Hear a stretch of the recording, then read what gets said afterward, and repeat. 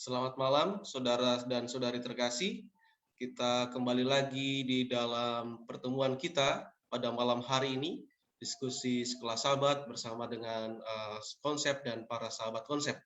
Dan pada malam hari ini kita akan mempelajari pelajaran Sekolah Sahabat yang akan dipimpin oleh Pendeta Edwin Pasaribu dan juga akan dibimbing oleh Pendeta Milton Pardosi.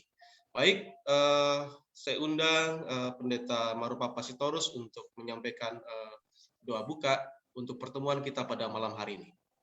Baik, mari kita berdoa. Ya Allah Bapa di surga, terima kasih pada petang hari ini kami bertemu kembali dalam program diskusi Sekolah Sahabat.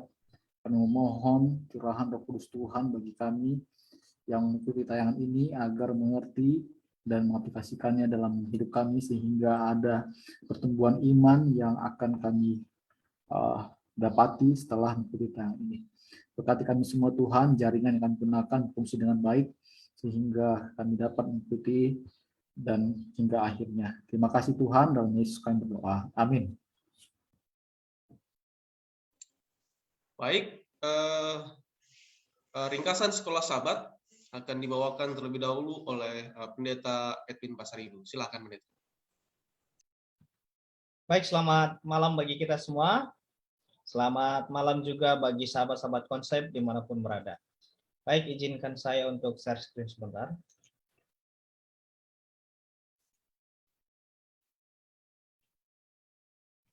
Baik, sudah kelihatan ya, Pendeta Maro? Oke.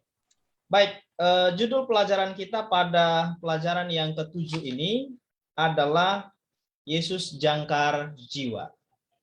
Baik, saudara-saudara yang dikasihi Tuhan, sebagai ayat hafalan pelajaran kita pada pelajaran yang ke-7 ini, di dalam Ibrani 6 ayat 19 dan ayat yang ke-20, firman Tuhan berkata demikian. Pengharapan itu adalah sauh yang kuat dan aman bagi jiwa kita, yang telah dilabuhkan sampai ke belakang tabir, di mana Yesus telah masuk sebagai perintis bagi kita, ketika ia menurut peraturan Melkisedek menjadi imam besar sampai selama-lamanya. Saudara-saudara yang dikasihi Tuhan, sahabat-sahabat konsep dimanapun berada, pelajaran Sekolah Sahabat kita di dalam pendahuluan Sekolah Sahabat kita di Sabat petang, di mana Rasul Paulus mengamarkan kepada umat-umat Tuhan pada saat itu ada bahaya bagi umat Tuhan yang murtad dari Kristus. Di mana ada masalah yang dialami oleh umat-umat Tuhan atau orang-orang yang tadinya mengikut Tuhan, yang mana mereka sekarang lebih memilih untuk mencintai diri mereka sendiri dan tidak lagi beriman kepada Kristus. Kenapa hal ini terjadi? Karena adanya para pembaca dan pendengar Paulus yang memiliki indera spiritual yang tumpul. Kenapa? Karena situasi yang sulit yang mereka hadapi, sehingga mereka sulit untuk bertumbuh dalam pemahaman dan pengalaman mereka tentang Injil. Jadi hal inilah yang mempengaruhi mereka untuk menyangkal Tuhan karena masalah kehidupan ini. Nah, pelajaran Sekolah Sahabat kita di pelajaran yang ke-7 ini berbicara tentang bagaimana caranya mencari solusi ataupun dorongan serta pengharapan untuk kita tetap bertahan di dalam Tuhan. Sebagai umat Tuhan yang sedang lemah dalam iman dan undur dari iman akibat daripada masalah-masalah yang sulit yang akan kita hadapi. Fokus pembelajaran kita di dalam Ibrani pasal 6 ayat yang ke-9 sampai ayat yang ke-20 dan juga Ibrani 10 ayat 26 sampai ayat yang ke-39. Baik, pelajaran hari Minggu di dalam judul kecilnya adalah mengecap firman yang baik di dalam Ibrani 6 ayat 4 dan ayat yang ke-5. Saudara-saudara yang dikasihi Tuhan, beberapa hal yang dimiliki orang percaya sementara mereka setia kepada Yesus. Yang pertama adalah ketika kita percaya kepada Tuhan, maka hati kita akan diterangi. Ini artinya umat Tuhan telah mengalami pertobatan. Ketika kita mengalami pertobatan, itu artinya kita berbalik dari kegelapan kepada terang daripada Allah itu sendiri. Yang kedua adalah ketika umat Tuhan percaya kepada Yesus, maka ia akan mengecap karunia surgawi. Dan orang-orang yang disebutkan di dalam kitab Ibrani itu, mereka pernah mendapat bagian dalam karunia Roh Kudus. Umat Tuhan telah menerima kasih karunia dari Allah dan memiliki kuasa untuk memenuhi kehendak Allah. Jadi mereka sudah mengecap itu semua. Dan yang ketiga, mereka telah mengecap firman yang baik dari Allah. Artinya bahwa mereka telah mengalami kebenaran Injil. Mereka sudah tahu kebenaran Injil itu. Mereka telah memahami dengan baik karunia yang akan datang, yaitu mujizat Tuhan bagi orang percaya di masa depan, yaitu kebangkitan. Jadi ada jaminan kebangkitan bagi orang yang percaya. Mereka sudah tahu itu. Kebangkitan rohani mereka sudah dapatkan. Pikiran mereka yang sudah diperbaharui dari pikiran yang dosa, sekarang pemikiran mereka penuh dengan pengharapan. Yang ketujuh, memiliki pengharapan hidup yang kekal di dalam Kristus. Akan tetapi, Rasul Paulus menasihati umat-umat percaya pada saat itu, jangan sampai kita sudah mengecap firman yang baik, tetapi kita malah lemah. Dan Rasul Paulus memberikan pengalaman di mana generasi gurun yang juga mengalami hal yang sama, tetapi mereka gagal masuk ke tanah Kanaan. Kenapa? Karena mereka memberontak terhadap Tuhan. Itulah pelajaran hari Minggu. Pelajaran hari Senin mustahil untuk dipulihkan. Nah, Paulus menyatakan bahwa mereka yang murtad tidak mungkin dapat diselamatkan kembali. Ini karena tidak mungkin menyalibkan Yesus untuk kedua kalinya. Yesus hanya mati sekali dan itu sudah cukup menjadi satu-satunya jalan keselamatan bagi manusia.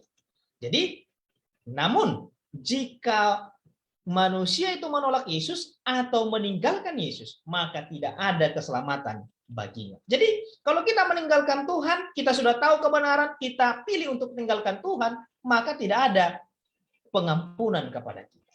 Nah, syarat menerima keselamatan dari Yesus itu ada dua. Yang pertama, percaya kepada Yesus, maka kita akan diselamatkan. Markus 16 ayat 16. Yang kedua, seorang harus menyangkal dirinya, memikul salibnya, mengikut Yesus. Menyangkal diri, memikul salib berarti mati bagi dirinya. Dan menyalibkan daging, manusia lama disalibkan. Mati bagi dunia, tidak lagi menjadi hamba dosa. Nah, itulah yang kita bisa lihat di dalam Matius 16 ayat 24, Galatia 6 ayat 14, Roma 6 ayat 6, Galatia 5 ayat 24. Bahwa inilah sebenarnya kehidupan seorang Kristen itu. Harus menyalibkan diri dan mati bagi Kristus. Nah, pergumulan antara Yesus dengan diri kita sendiri adalah pergumulan yang seumur hidup. Dan itu terus berjalan.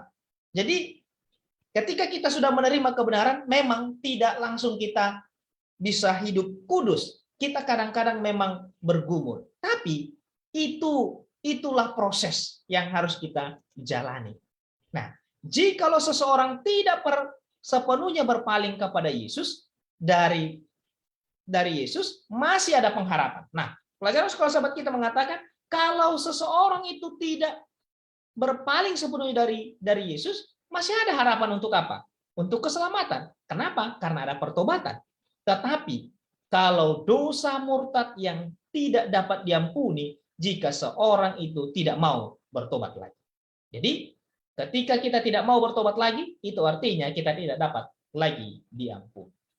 Rasul Paulus mengatakan, di dalam pelajaran sekolah sahabat kita ini, pelajaran hari Selasa, tidak ada pengorbanan untuk dosa yang tersisa. Apa itu? Penolakan terhadap pengorbanan Yesus tidak akan mendapatkan sarana pengampunan dosa. Nah, karena tidak ada cara lain untuk mendapatkan pengampunan selain daripada Yesus itu sendiri. Jadi, hanya satu caranya kita untuk mendapatkan pengampunan, yaitu menerima Yesus sebagai juru selamat kita. 3 dosa yang tidak bisa diampuni. Yang pertama, dosa yang dilakukan dengan sengaja setelah menerima kebenaran. Kita sudah tahu kebenaran, tapi kita sengaja lagi berbuat dosa. Itu sulit untuk diampuni. Yang kedua, menginjak-injak anak Allah, penolakan akan Yesus dan pengorbanannya. Inilah yang tidak bisa diampuni. Artinya bahwa ketika kita sudah menolak Yesus, berarti kita sudah menolak pengampunan. Yang ketiga adalah menghina roh kasih Allah. Ini artinya menolak Roh Kudus. Jadi, 3 hal inilah yang tidak bisa diampuni oleh Tuhan.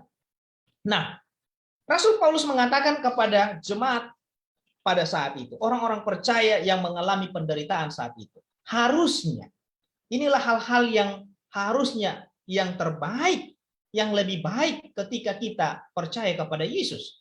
Nah, dikatakan, buah-buah yang harus dihasilkan oleh orang Kristen harusnya adalah yang pertama, 1, orang percaya kepada Yesus harus menunjukkan kasihnya terhadap Tuhan melalui pelayanan mereka terhadap orang-orang kudus. Inilah yang harus terjadi kepada orang-orang yang sudah percaya kepada Kristus. Yang kedua, bukti kasih kepada Tuhan bukanlah sekedar tindakan religius, bukan sekedar saya ini seperti rohani, tetapi tindakan kasih kepada sesama yang kurang beruntung. Inilah yang harusnya terjadi. Yang ketiga, umat Tuhan tidak menjadi tumpul dan lambat atau gagal menjadi dewasa, akan tetapi memiliki iman yang bertumbuh oleh kasih. Saudara-saudara, kalau kita sudah katakan kita adalah umat Tuhan, umat Kristen, kita harus bertumbuh. Jangan izinkan pemikiran iman kita itu tumpul dan lambat, sehingga menjadikan kita gagal dewasa. Nah, pelajaran sekolah sahabat kita di pelajaran hari Kamis, Rasul Paulus memberikan satu pengharapan kepada umat Tuhan yang setia dan bahkan yang dalam masalah sekalipun. Karena Yesuslah yang menjadi jangkar jiwa kita. Kenapa? Ada di mana Yesus memberikan kepastian atau jaminan pengharapan bagi kita umat percaya. Bila mana kita setia kepadanya. Yang pertama, Tuhan menjamin akan janjinya dengan sumpah. Ini kita bisa lihat di dalam Ibrani 6 ayat 17, yang mana sumpah Allah tidak dapat dibatalkan. Jadi, lihat bahwa ketika kita menghadapi masalah karena kita mempertahankan iman kita, jangan pernah undur. Kenapa? Karena Tuhan menjamin janjinya dengan sumpah, dan sumpah itu tidak dapat dibatalkan. Di mana aku tidak akan melanggar perjanjianku, kata Tuhan kepada Raja Daud. Dan apa yang keluar dari bibirku tidak akan kuubah. Sekali aku bersumpah demi kekudusanku, tentulah aku tidak akan berbohong. Jadi Tuhan tidak pernah berbohong, tapi Dia menepati janjinya. Yang kedua, Tuhan telah menjamin kepastian janjinya kepada kita dengan Yesus bangkit dan naik ke sorga dan duduk di sebelah kanan Bapa, yang bertujuan untuk menguatkan perjanjiannya dengan orang yang percaya, karena Yesus naik sebagai perintis bagi kita. Saudara-saudara yang dikasihi Tuhan, apapun pergumulan kita ketika kita mengikut Tuhan, maka ada jaminan yang Tuhan sudah berikan kepada kita, bahwa janjinya sudah disumpah, dan bahkan sumpah itu tidak bisa dibatalkan. Dan Tuhan sudah naik ke sorga menjadi pengantara bagi kita. Nah, pendalaman sekolah sahabat kita di sepanjang 1 minggu ini, ada 2 kutipan roh nubuat yang mau saya bacakan menjadi pendalaman bagi kita, perenungan bagi kita. Yang pertama adalah, peperangan melawan diri sendiri adalah peperangan terbesar yang pernah berlangsung. Penyerahan diri sendiri, merasakan sepenuhnya kepada kehendak Allah, memerlukan satu pergumulan, tetapi jiwa itu harus lebih dahulu diserahkan kepada Allah, barulah dapat diperbarui di dalam kesucian. Saudaraku, di dalam Tuhan, lihat, peperangan melawan diri sendiri itu bukanlah pekerjaan yang sebentar, tidak, tapi pekerjaan yang terus-menerus hingga kita mencapai kesucian diri. Dan kutipan yang kedua, keindahan kesucian yang telah mengubahkan dia, yaitu Yohanes kekasih, bersinar dengan cahaya seperti Kristus di wajahnya. Dalam penyembahan dan kasih, ia memandang juru selamat sampai keserupaan dengan Kristus, dan persekutuan dengan dia menjadi cita-cita yang satu-satunya dan dalam tabiatnya dipantulkan tabiat Tuhan. Jadi kita sebagai umat Tuhan, ketika kita mengalami perubahan, mengalami mungkin pencobaan, kita harus tetap bertahan, memiliki pengharapan di dalam Kristus, dan ketika itu terjadi, maka kita akan teguh, dan kesucian Tuhanlah yang hadir di tengah-tengah kita. Kenapa? Karena kita dibentuk lewat akan kesucian Tuhan. Baik, kesimpulan pelajaran kita sepanjang satu pekan ini. Yang pertama adalah tahapan hidup, tantangan hidup ketika mengikuti Tuhan tidak menjadi alasan untuk kita tidak setia dan undur dari kebenaran. Itu yang pertama. Yang kedua, ketika kita sudah mengetahui yang benar dan kita dengan sengaja melakukan dosa dan menyangkal kebenaran itu, kita tidak akan bisa diampuni oleh Tuhan. Yang ketiga, penolakan akan kebenaran Tuhan, penebusan Tuhan, dan kasih karunia Roh Kudus adalah dosa yang tidak bisa diampuni. Yang keempat, sebagai seorang Kristen, kita harus bertumbuh mengasihi Tuhan dengan bukti mengasihi sesama dan menjadi orang yang dewasa di dalam iman. Jadi, kalau kita katakan kita adalah umat Tuhan, kita harus bertumbuh dalam iman. Yang terakhir, Yesuslah yang menjadi jangkar pengharapan kita, karena Yesus telah menjamin akan janji dengan sumpah yang tidak dapat dibatalkan. Dan Yesus telah bangkit dari kematian, naik ke sorga, duduk sebelah kanan Bapa, menjadi pengantara bagi umatnya yang percaya kepada Yesus. Inilah menjadi kesimpulan pelajaran sekolah sahabat kita sepanjang satu pekan ini. Tuhan Yesus memberkati kita. Amin.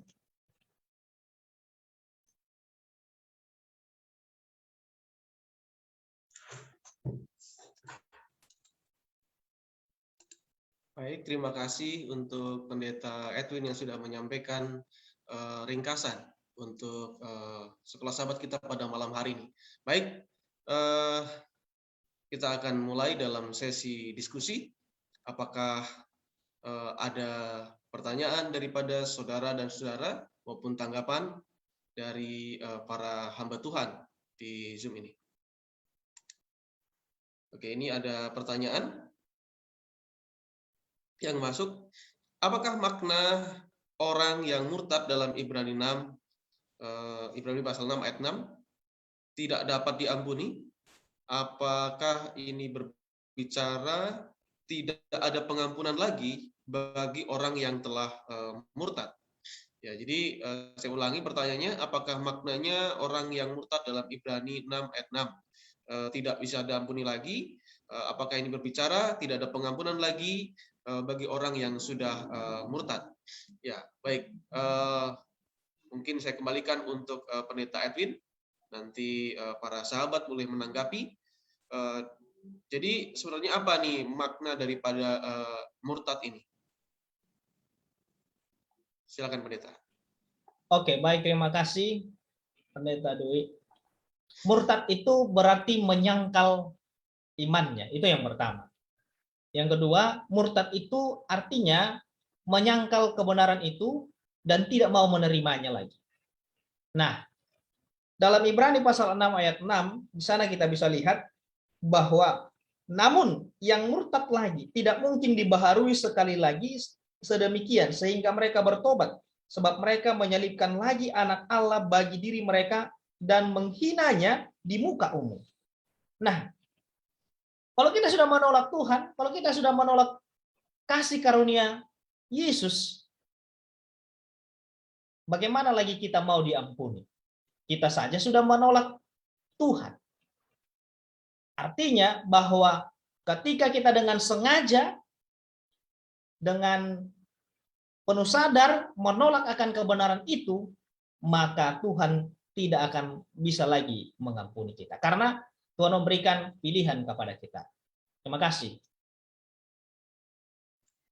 Ya, baik. Terima kasih untuk Pendeta Edwin. Mohon bantuannya untuk Pendeta Jimmy Huta Barat. Barangkali mau menambahkan. Ya. Jadi sebenarnya apa yang terjadi ini Pendeta di Ibrani ini? Kayak gitu. Apakah memang ada orang yang sudah mengalami hari itu, murtad itu, dan kira-kira bagaimana nasibnya mereka ketika tidak diampuni lagi? Apakah kalau mereka bertobat bagaimana? Kayak gitu. Kalau misalnya orang yang sudah murtad itu tiba-tiba bertobat lagi gitu, balik lagi, apakah sudah tidak bisa lagi diampuni? Ya, silakan pendeta. Baik, selamat sore untuk kita semua. Dalam pembahasan sekolah sahabat kita pada saat ini, tadi ada pertanyaan ya tentang bagaimana yang dimaksud di Ibrani 6 ayat 6 murtad ya. Murtad dikatakan di sana, namun yang murtad lagi tidak mungkin dibaharui sekali lagi demikian hingga mereka bertobat. Ya, kalau kita kembali ke pelajaran hari Senin, saya yakin sudah diulas tadi oleh Pendeta Edwin, dikatakan di sana tidak ada jalan keselamatan kecuali Yesus ya. Jadi apa maksudnya? Tidak mungkin mereka itu diperbaharui kalau mereka menolak Yesus.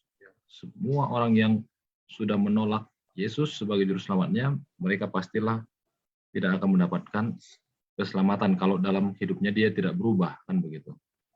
Kalau dia tidak bertobat sampai akhir hidupnya, ya. Itulah sebabnya tidak ada dikatakan pembaharuan bagi mereka. Nah, ini berkaitan ke ayat 1 juga dikatakan di sana. Sebab itu marilah kita tinggalkan asas-asas pertama dari ajaran tentang Kristus dan beralih kepada perkembangannya yang penuh.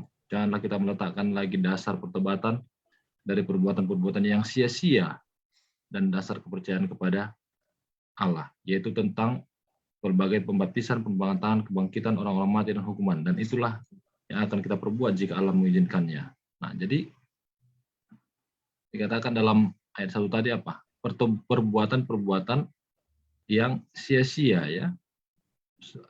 Itu sebagai dasar dari pertobatan. Artinya bahwa dalam hidup kita ini jangan kita bermain-main soal bertobat. Dengan demikian kita menjadi orang yang mempermainkan tentang Tuhan. Gampang kok, murtad aja dulu, nanti kan bisa bertobat lagi. Ya. Nah, ini jadi permainan. Banyak orang seperti itu. Ketika dia merasa bahwa dia tidak cocok, ya dia murtad dulu. Tidak cocok dengan orang-orang di gereja, dengan pendeta dan lain sebagainya, dia murtad. Ya. Nah, jangan-jangan kehidupannya tidak lagi nanti bisa kembali kepada kebenaran. Nah, ini sangat disayangkan. Akhirnya dia tidak mendapatkan keselamatan. Itulah inti ayat 6. Ya. Dia tidak ada lagi perbaharuan di dalam hidupnya. Ya. Dia menyalibkan kembali Yesus itu. Dan dia tidak mendapatkan keselamatan. Tapi kalau dia bertobat, dia selamat tetap. Hanya kita kan tidak tahu apakah dia bertobat, kapan dia juga mau bertobat. Nah, jadi jangan sempat kita mempermainkan yaitu perbuatan-perbuatan kita untuk kita mau murtad daripada Tuhan. Itu mungkin yang bisa saya tanggapi Pendeta Dwi. Terima kasih. Ya, menarik ini untuk pembahasan kita pada malam hari ini. Ya, kita banyak temui di dalam kehidupan sehari-hari ya. Ada orang yang seperti itu, menganggap rendah kasih karunia Tuhan, kemudian gampang sekali meninggalkan iman yang dulu sudah mereka tadinya setia, sudah diajar, mereka sudah mengenal Tuhan, mengenal firman Tuhan, bahkan sudah menerima, ya sudah menjalani itu, kemudian hilang begitu saja. Baik, kira-kira untuk Pendeta Jeremy, kira-kira apa yang perlu kita lakukan nih, terutama sebagai hamba Tuhan, mungkin guru-guru sekolah sahabat maupun para tua-tua gereja, untuk menolong mereka yang punya pemikiran demikian. Silakan. Terima kasih Pendeta. Maksudnya punya pemikiran untuk yang punya tadi murtad, ya, merendahkan firman Tuhan dan sebagainya, atau mungkin dia sudah murtad sekarang. Ya. Baik. Ini sebuah tantangan pastinya Pendeta ya, apalagi yang kita dalam kegiatan di gereja kita dengan melalui departemen NDR itu ya, yang tujuannya untuk menjangkau memang orang-orang yang sudah lama atau bahkan yang sudah hilang seperti itu, untuk menjangkau itu. Dan itu yang menjadi tantangan adalah gimana, sama seperti yang Rasul Paulus sampaikan di pelajaran sekolah sahabat kita itu, dia membandingkan dengan orang-orang Israel zaman dulu di padang gurun yang sudah pernah merasakan bagaimana hebatnya mujizat Tuhan melalui tiang api, tiang awan penyertaan Tuhan, tapi mereka sendiri pun tidak bisa masuk dalam tanah Kanaan. Yang bisa kita sampaikan adalah kembali mengingatkan baiknya Tuhan, kasihnya Tuhan.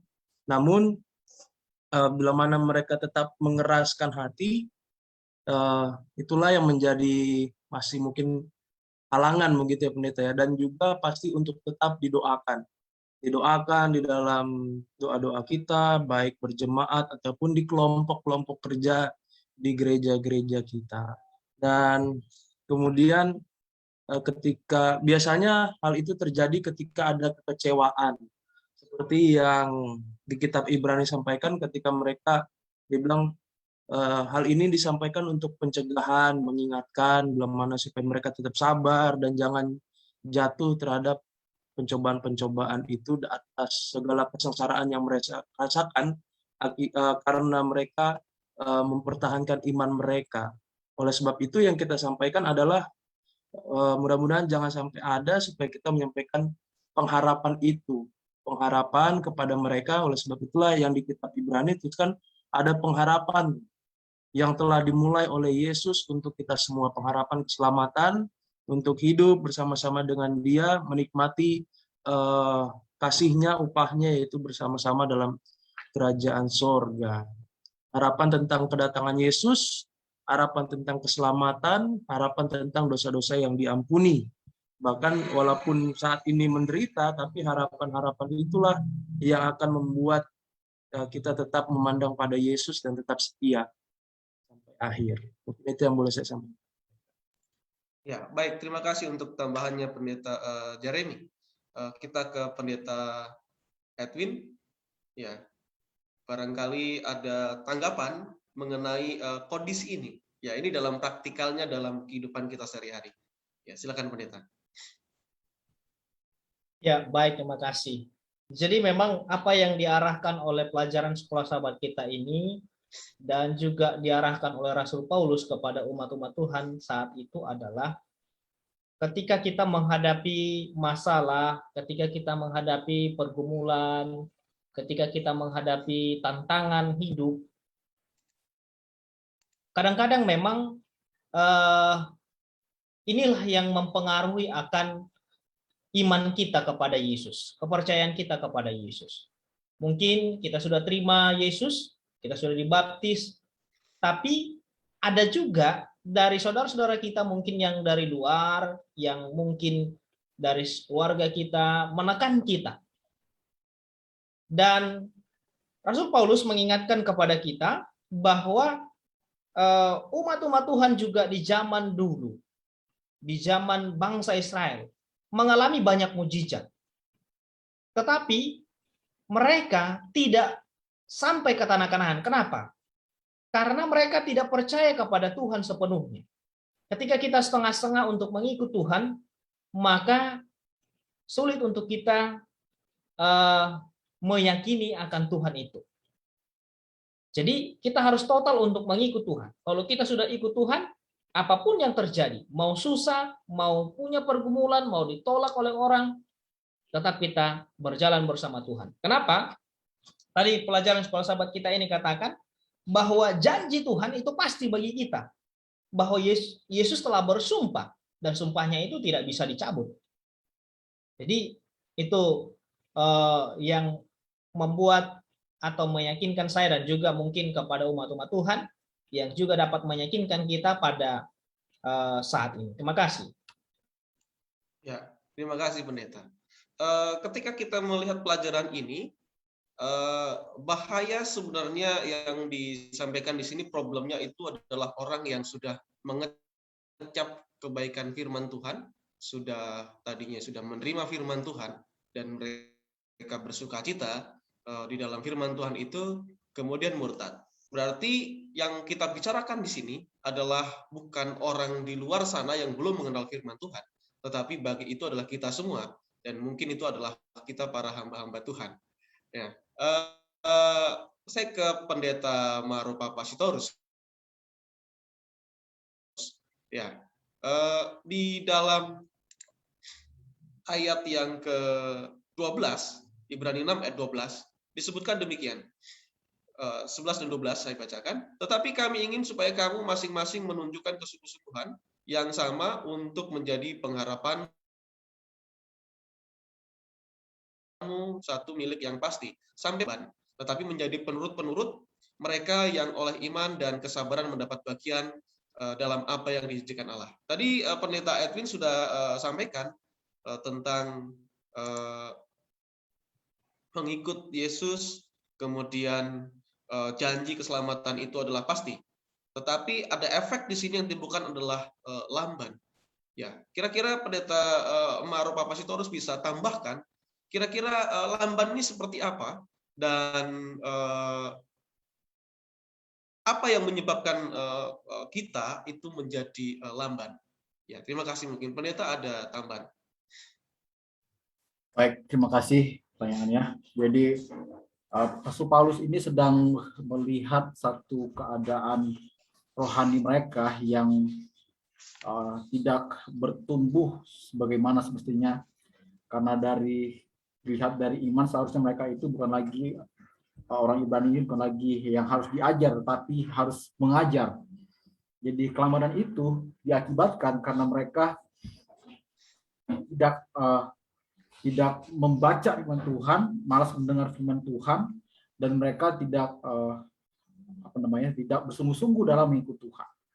Jadi aplikasi bagi kita saat ini adalah kita tidak akan dapat bertumbuh dalam iman kita kalau kita tidak tekun di dalam iman kita, tidak tekun dalam membaca firman Tuhan dan mendengar firman Tuhan.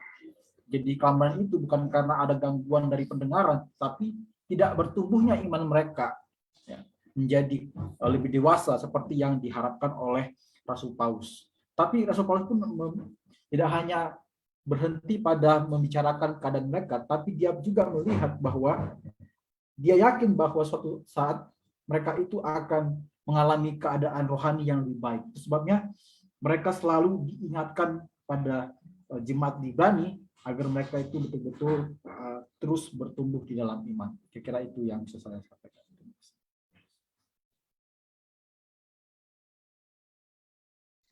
Terima kasih untuk penjelasannya Pendeta Maro. Saya pikir kita sudah sedikit mengerti ya untuk penjelasan daripada Pendeta Maro yang sudah disampaikan. Baik, kita ke Pendeta Matias Tani. Silakan Pendeta. Mungkin ada tambahan atau tanggapan? Baik, terima kasih banyak kepada Pendeta Muda Dwi Cahyono yang sudah memberikan kesempatan, dan salam jumpa kembali kepada sahabat-sahabat konsep yang setia mengikuti tayangan dari Kohen. Dan pada kesempatan saat ini saya pikir pertanyaan ini menjadi penting, dan saya secara pribadi dan kita semua perlu renungkan pesan yang disampaikan oleh Paulus, bukan hanya kepada orang-orang pada saat itu, tetapi bagi kita juga yang sedang menantikan janji Tuhan yang terakhir, yaitu Dia akan datang menjemput kita untuk membawa kita kembali ke surga. Dan tadi sudah dibacakannya dalam Ibrani 6 ayat 11 dan 12. Dan saya pikir ketika ditanya kenapa menjadi lamban, ya ketika seorang menjadi lamban, maka ayat 11 itu menjelaskan berarti tidak ada kesungguh-sungguhan di dalam mengikuti Tuhan.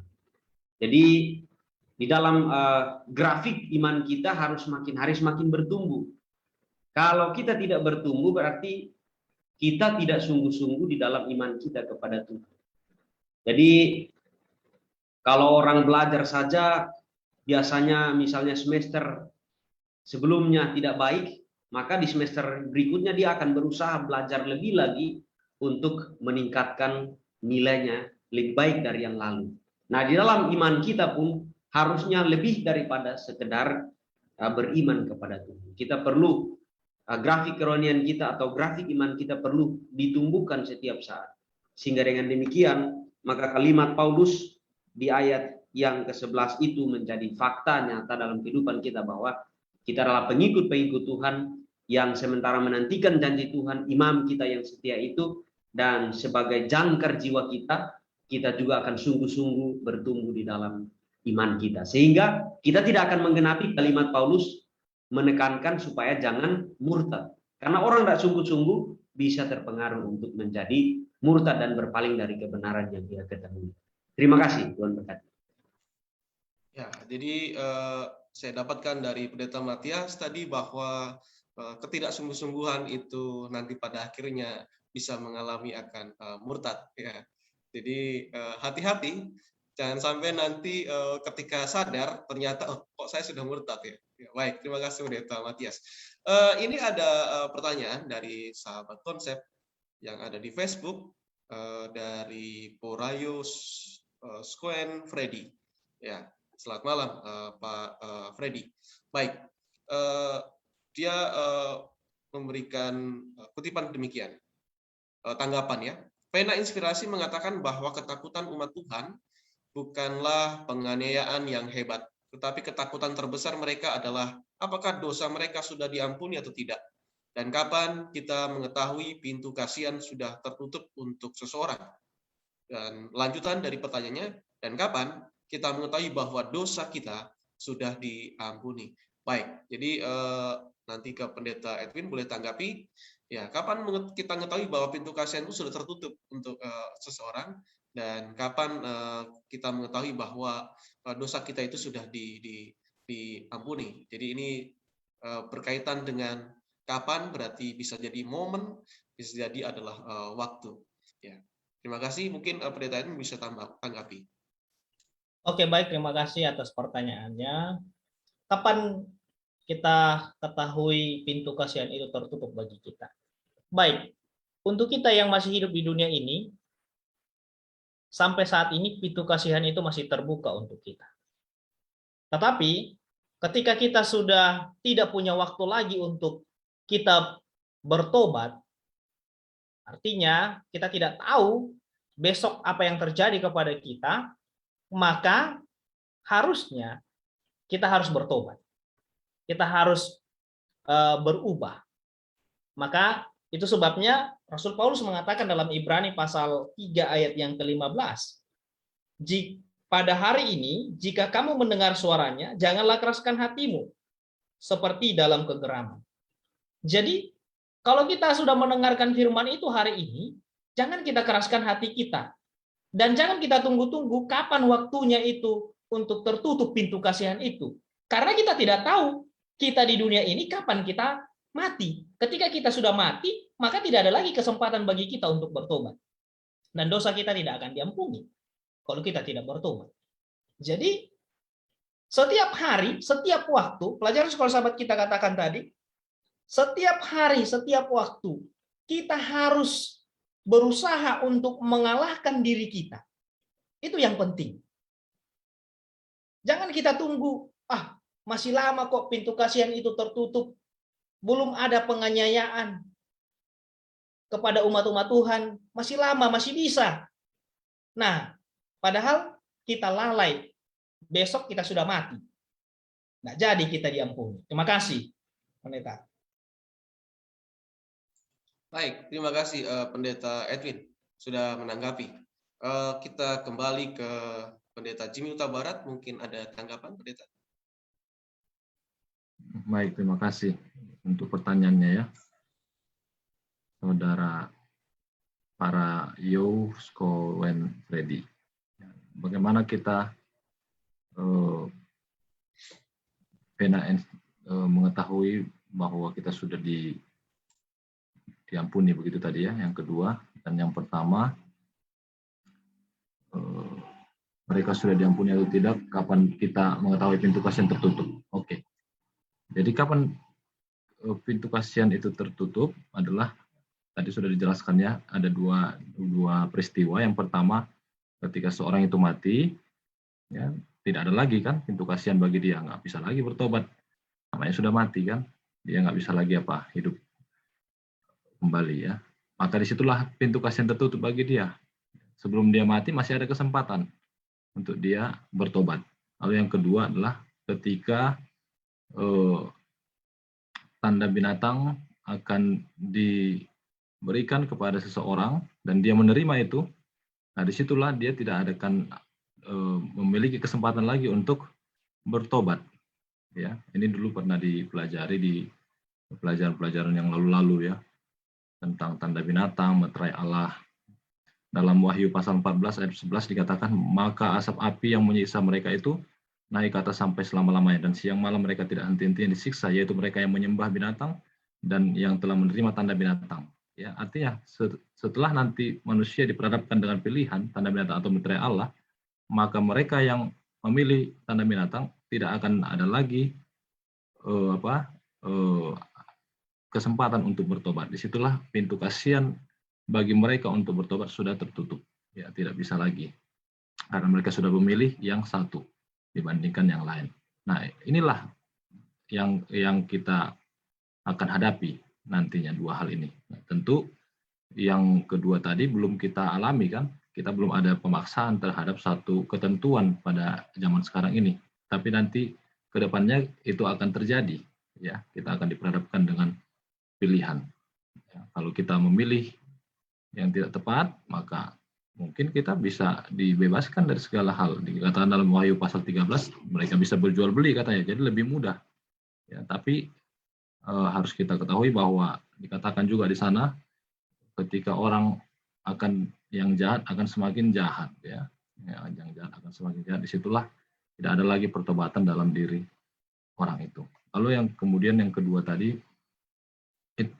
dua-duanya tadi pendeta atau satu? Ya, dua-duanya pendeta. Oh ya, karena berkaitan ya, Saudara Freddy tadi dari Balikpapan yang bertanya, bagaimana kita tahu kalau kita sudah diampuni, begitu ya? Ya, memang di dalam buku Kemenangan Akhir, orang-orang akan selalu berdoa supaya dosanya diampuni, gitu ya, di pasal-pasal terakhir itu. Karena mereka takut mereka belum diampuni dari segala dosa-dosanya. Ya, tapi sebagaimana yang kita baca dalam 1 Yohanes 1 ayat 9, jika kita mengaku dosa kita, maka ia setia dan adil. Nah, kita yakin bahwa Tuhan adalah Maha Pengampun. Setiap orang yang datang kepadanya dengan rasa pertobatan yang sungguh-sungguh, maka dia akan diampuni. Ya, terlepas dari orang itu merasa bahagia atau tidak, ya itu urusan masing-masing kan. Tapi yang jelas bahwa ketika dia sudah menyatakan dosa-dosa itu pada Tuhan, pasti agak lebih plong lah hidupnya. Ya, jadi kalau masih ada rasa-rasa beban, nah mungkin perlu lagi berdoa kepada Tuhan, atau perlu melakukan hal-hal yang rohani supaya kita yang betul-betul melakukan penyerahan kepada Tuhan. Itu mungkin yang bisa saya tanggapi, Pendeta Dwi. Terima kasih. Ya, terima kasih Pendeta Jimmy Huta Barat. Baik, pada malam hari ini kita kembali ke pembimbing kita, ke Pendeta Milton Pardosi. Jadi Sir, untuk diskusi pada malam hari ini yang sudah terjadi tadi, ada beberapa kata kunci yang sudah kami diskusikan, adalah ada orang yang sudah mengenal kebaikan Tuhan, mengenal firman Tuhan, mengecap firman Tuhan, kemudian murtad, tidak bisa diampuni, kemudian terkait di dalam praktek kehidupan sehari-hari, kemudian terkait dengan pintu kasih yang tertutup di dalam pribadi seseorang. Baik, mungkin Sir Milton memberikan pencerahan atau tambahan untuk materi topik pada malam hari ini. Baik, terima kasih ya. Salam hangat kepada semua sahabat konsep dimanapun saudara-saudara berada, ya, dan terima kasih atas diskusinya. Orang murtad itu berarti dia tidak pernah kembali kepada kebenaran, itu saja. Jadi kalau dia tidak pernah kembali kepada kebenaran, dia tidak akan pernah diselamatkan. Itu sebabnya dikatakan bahwa tidak mungkin lagi ada pemulihan bagi orang yang murtad. Kalau murtad itu kan artinya dia meninggalkan kebenaran itu. Nah, pertanyaannya begini, kalau orang murtad itu bertobat bagaimana? Ya bisa lagi dapatkan keselamatan itu, nggak ada masalah. Tapi kalau dia murtad dan tidak pernah kembali lagi, ya memang tidak akan ada keselamatan. Karena keselamatan itu kan hanya satu, melalui Yesus Kristus. Tidak mungkin lagi Yesus itu mati lagi untuk yang kedua kali, nggak mungkin, hanya sekali dia mati.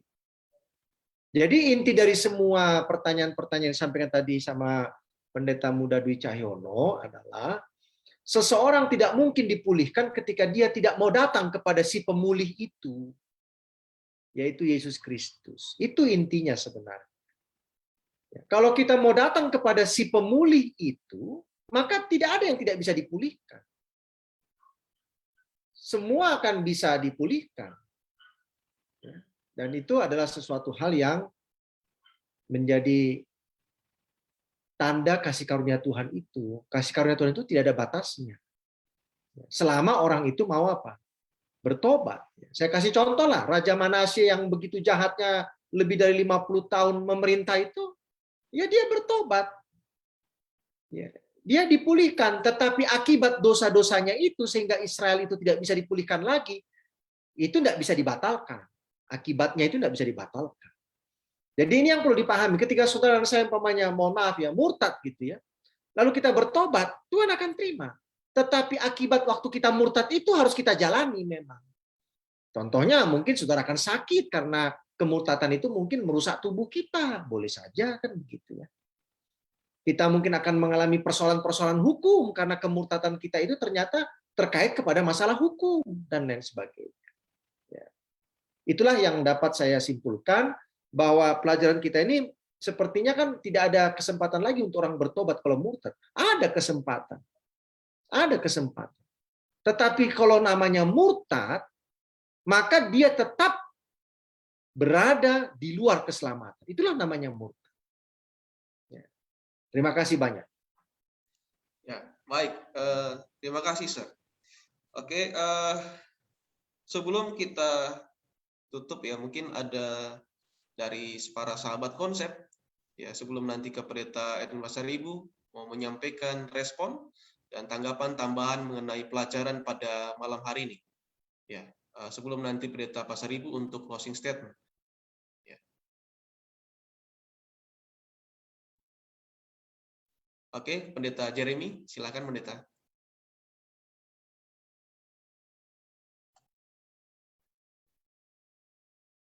Oh. Oke, tidak ada. Kalau begitu.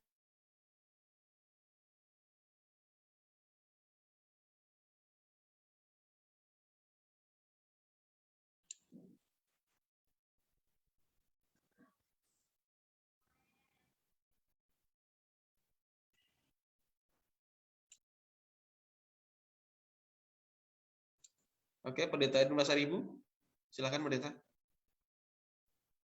Oke, baik, terima kasih. Baik, closing statement saya pada malam hari ini, bahwa ketika kita sudah memilih Tuhan dan sudah mengecap kebenaran, hendaknya kita tidak meninggalkan kebenaran itu.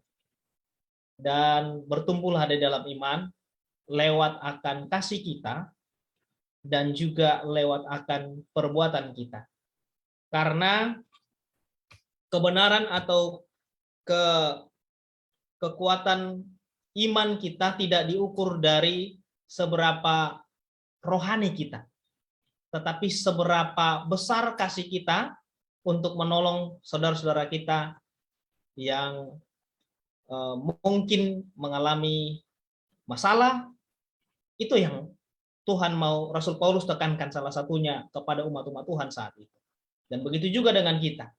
Ketika kita katakan kita adalah umat Tuhan, tapi kita tidak menghidupkan akan apa yang diajarkan kepada kita, maka firman Tuhan katakan kita adalah seorang pendusta dan kita adalah seorang pendosa. Jadi mari kita tetap bertumbuh dalam iman dan kita tetap memiliki pengharapan di dalam Kristus. Terima kasih. Ya, baik. Terima kasih Pendeta Edwin. Kita ke Pendeta Milton Pardosi. Sekaligus ini ada mungkin perlu ditanggapi, Sir. Pertanyaan dari Bapak Freddy yang mungkin belum terjawab ya. Dan kapan kita mengetahui bahwa dosa kita sudah diampuni? Jadi kapan seseorang itu mengetahui bahwa dosanya sudah diampuni? Nah, sekaligus untuk closing statement untuk Sir Milton Pardosi. Silakan Pak Pendeta. Baik, terima kasih ya. Kalau mau cari kapan, saudara berarti bertanya tanggal, waktu, bulan gitu ya. Kan tidak ada juga jawaban dari sorga. Saudara berdoa, Tuhan ampuni saya, lalu ada jawaban, oke, sekarang udah diampuni, catat tanggal sekian. Nggak ada. Itu adalah sebuah perasaan damai. Ya, perasaan damai. Nah, tapi ini jangan lupa juga, ketika kita mengakui dosa itu, arahnya harus dua. Kalau dosa itu menyangkut kita menyakiti orang lain, kepada orang itu pun harus kita minta maaf juga. Jadi ada kelegaan. Saya kasih gambaran sederhana. Kalau suami istri ada lakukan kesalahan, kapan dia merasa bahwa dia sudah dimaafkan istrinya? Ya ketika dia sudah ngomong, lalu istrinya bilang aku maafkan, gitu ya. Lalu ada kelegaan dalam hatinya. Aduh, terima kasih istriku sudah memaafkan aku. Itulah saatnya kalau ditanya kapan. Selama hati saudara masih gelisah, itu berarti ada yang belum selesai dan berarti belum dimaafkan. Itu sebabnya saya katakan kalau kita berbuat kesalahan itu, ya kalau kesalahannya pribadi, ya kalau kita sudah berdoa minta ampun dosa, pasti akan ada kelegaan. Tapi kalau dosa itu menyangkut kita menyakiti orang lain, walaupun kita sudah berdoa, tapi kalau kita belum datang kepada orang itu meminta maaf, ya kelegaannya masih tanggung dia. Masih tanggung dia. Ya, kenapa? Karena memang kita harus juga mengakui dosa kepada orang lain. Kalau itu sudah menyakiti orang itu. Sebelum itu kita lakukan, kita tidak akan pernah mengalami kelegaan yang sepenuhnya. Nggak akan pernah. Ya, selalu itu akan apa? Seperti setengah dia. Sama Tuhan sudah lega. Sama anggota gerejaku belum lega aku. Kenapa? Ya karena aku belum minta maaf sama dia. Tapi sama Tuhan sudah. Nggak bisa juga. Alkitab katakan kan, permohonan kita itu, persembahan kita itu tidak akan diterima Tuhan bila mana kita belum apa? Menyelesaikan persoalan kita dengan apa? Dengan orang lain. Itu dalam khotbah di atas bukit ya, Matius pasal 5 itu ya. Jadi kalau kita hendak membawa korban kepada Tuhan, Tuhan tidak akan menerima korban kita kalau kita masih mempunyai persoalan dengan orang lain. Ya berarti belum ada kelegaan dalam kita. Nah, sebagai closing statement saya pada petang hari ini ya, Yesus adalah jangkar jiwa. Jangkar itu kan berarti dalam istilah kapal ini ya, kapal itu jangkar itu harus diturunkan supaya dia tertanam kepada tanah di bawah air itu sehingga bisa menahan kapal itu tidak terbawa arus air laut sehingga menjauh dari apa? Menjauh dari pelabuhan atau menjauh dari titik di mana kapal itu dimaksudkan untuk berhenti. Jadi Yesus itulah yang menahan hidup kita ini. Hidup kita ini seperti kapal. Yesus itu adalah jangkarnya yang menancapkan hidup kita ini ke sorga. Sehingga kita tidak bergerak lagi dari titik di mana sorga itu mengharapkan kita untuk apa? Berada.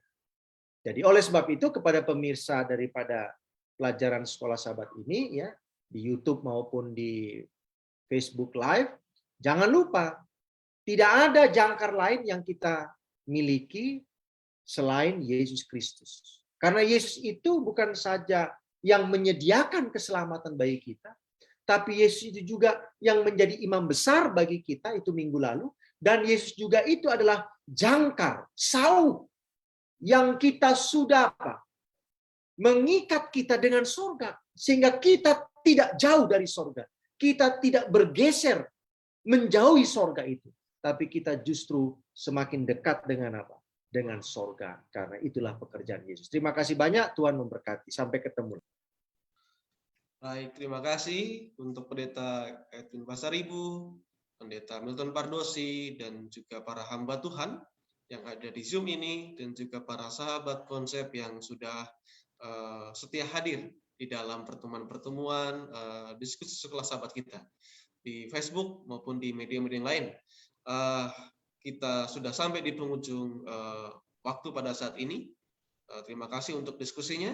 Saya undang Pendeta Matias Tani untuk menyampaikan doa tutup. Silakan Pendeta. Mari kita menyatukan hati kita berdoa. Maha besar Tuhan kami yang ada di sorga, kembali lagi pada malam ini kami menyatukan hati kami mau bersyukur untuk kasih Tuhan yang sangat ajaib bagi kami. Secara khusus pada kesempatan ini kami boleh belajar bersama-sama dengan Cohen Serves People, dan kami sudah belajar pelajaran Sekolah Sahabat ini. Biarlah roh Tuhan akan menyempurnakan pemahaman kami, dan biarlah roh Tuhan akan menolong kami untuk menghidupkan menjadi kemuliaan bagi Tuhan. Berkati sahabat-sahabat konsep yang telah mengikuti lewat live Facebook, maupun nanti yang akan mengikuti lewat YouTube. Tuhan boleh berkati berkat yang limpah dari surga menjadi bagian mereka. Berkati juga para hamba-hamba Tuhan yang berada di dalam Zoom ini, serta dengan Pendeta Pardosi, Tuhan boleh berkati, sehingga biarlah roh Tuhan boleh terus mengurapi, sehingga melalui pelayanan Cohen Service People ini, orang lain boleh terberkati dan teristimewa kemuliaan bagi nama Tuhan. Terima kasih banyak Tuhan, kami serahkan hidup kami ke dalam tangan Tuhan. Di dalam nama Yesus kami berdoa. Amin. Baik, inilah diskusi kita pada malam hari ini. Selamat malam untuk kita semua, Tuhan berkati.